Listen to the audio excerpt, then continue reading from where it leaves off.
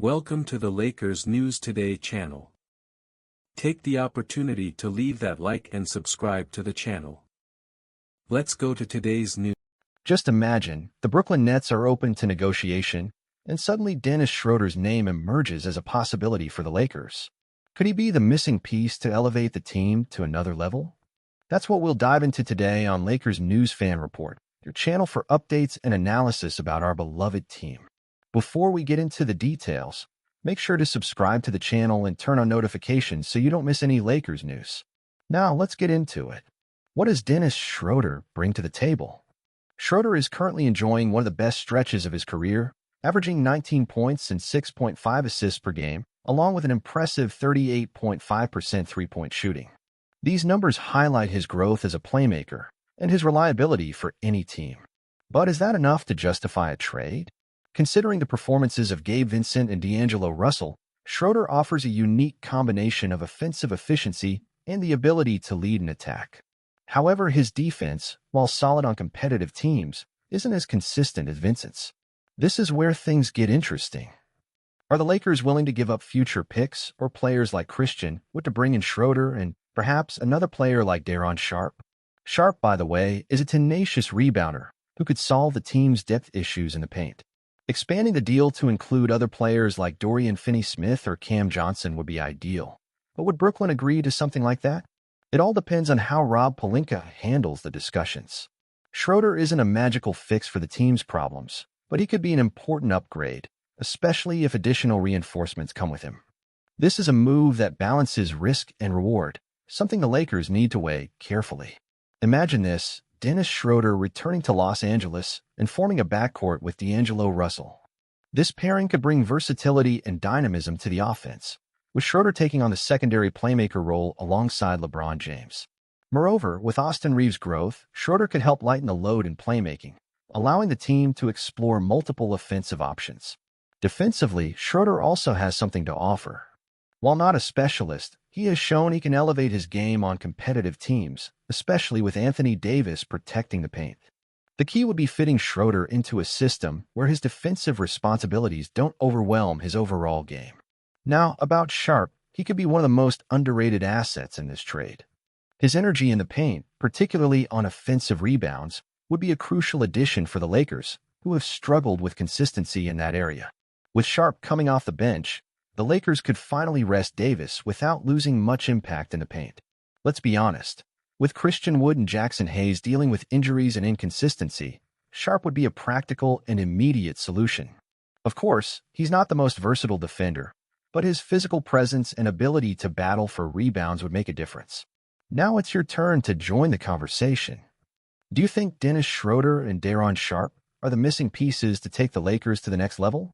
Or should the team hold out for a bigger opportunity in the market?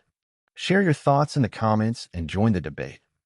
As a Lakers fan, I think the idea of bringing Dennis Schroeder back, especially considering his current season with the Brooklyn Nets, is worth exploring cautiously. Schroeder has shown great growth as a playmaker, and his offensive numbers prove he still has a lot to offer, particularly alongside LeBron and AD. However, the price of this trade is what gives me pause. I don't believe sacrificing first-round picks or young players is the best strategy right now.